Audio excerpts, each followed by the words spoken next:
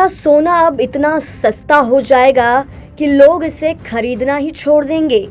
सोने को लेकर आई है एक बहुत बड़ी खबर।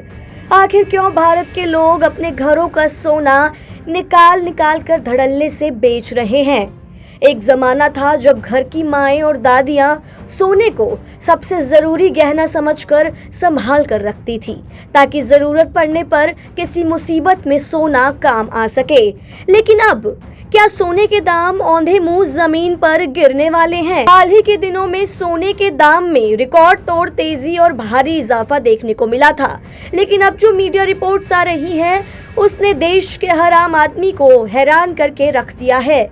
आखिर सोने की कीमतों में गिरावट आते ही पुराने गहने बेचने की ये कैसी होड़ मच गई है कि सिर्फ 3 महीनों के अंदर लोगों ने पूरे 50 टन गोल्ड बेच डाला। जी हाँ, आपने सही सुना। ऐसे में आइए जानते हैं इसके पीछे की वजह क्या है। सोने की रिकॉर्ड तोड़ तेजी के बाद कीमतों में आए गिरावट ने भारतीय परिवारों के बीच एक अलग ही हलचल पैदा कर दी है। लोगों को डर है कि आने वाले दिनों में सोने के दाम और ज्यादा गिर सकते हैं, इससे उनके गहनों की कीमत कम हो जाएगी। इसी डर की वजह से लोग अभी ऊंचे भाव पर अपना सोना बेचकर मुनाफा कमा रहे हैं। मीडिया रिपोर्ट्स की माने तो इस साल अप्रैल, मई और जून 3 महीने के दौरान भारतीय परिवारों ने करीब 50 टन पुराने सोने की बिक्री कर दी है, जो पिछले साल की तुलना में यानी पिछले साल इसी महीने की अवधि की तुलना में 43% ज्यादा है। आपको बता दें, लोग सोने के ऊंचे दाम का फायदा उठाकर मुनाफा कमा रहे हैं और कीमतों में गिरावट की आशंका के चलते गहनों की बिक्री लगातार बढ़ रही है। हालांकि एक्सपर्ट्स का कहना है कि सोना बेचने का फैसला सिर्फ कीमतों के उतार चढ़ाव को देखकर नहीं, बल्कि अपनी जरूरतों को ध्यान में रखकर लेना चाहिए। अगर वैश्विक स्तर की बात करें तो अंतर्राष्ट्रीय बाजार में सोने की कीमतों पर लगातार दबाव बना हुआ है। इसके पीछे जो वजह आपको बता दें, पहला तो ये कि अमेरिका और ईरान के बीच बढ़ते तनाव के चलते कच्चे तेल की कीमतों में तेजी आई है। दूसरा, अमेरिकी केंद्रीय बैंक यानी कि फेडरल रिजर्व की तरफ से ब्याज दरों में बढ़ोतरी करने की संभावना के चलते सोने की चमक और ज्यादा कम हो गई है।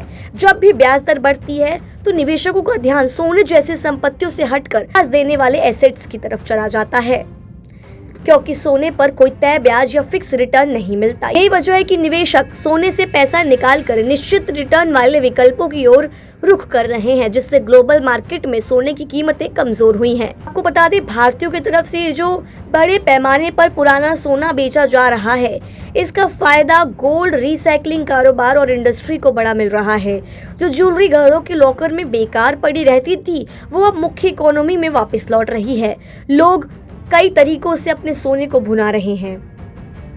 इस सोने को रिफाइन करके फिर से शुद्ध सोने में बदला जा रहा है और ज्वेलरी बनाने वालों को सप्लाई किया जा रहा है।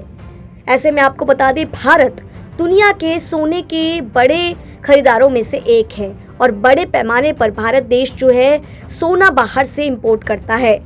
अगर इसी तरीके से लोग पुराना सोना बेचते रहे तो 50 टन छोड़िए, इस साल आंकड़ा बढ़कर 200 से 250 टन पहुंच सकता है।